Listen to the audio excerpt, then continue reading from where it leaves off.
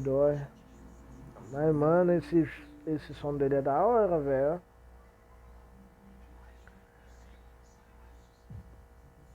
Bom, chega de enrolação, bora lá pra... pro shopping, né? Que vocês sabem que eu tenho namorada, né? E ela pediu pra mim buscar ela, mas só que assim, galera. Eu falo por mim mesmo, eu não tenho carro. Mas como que o nosso amigo aí, tão gente boa e tá emprestando a Maroc dele, a gente vai usar ela pra buscar a Jasmine lá no shopping. Quando eu estiver chegando lá, eu volto com vocês. Beleza? Vamos lá.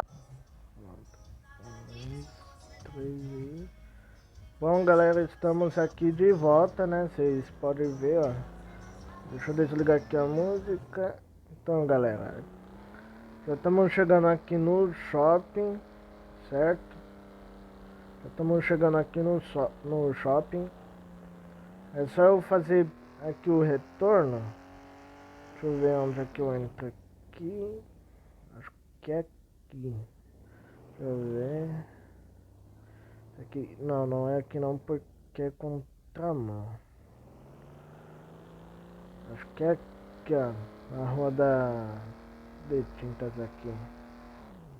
É aqui mesmo. Aí eu pego aqui, ó. Faço o retorno.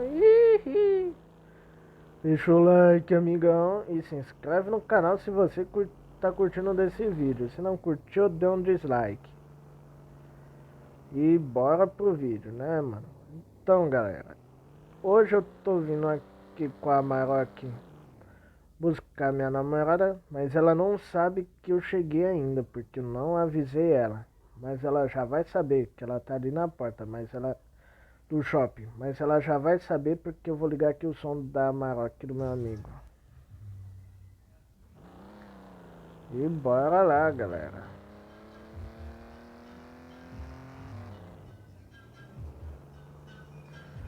Olha ela aí, ó.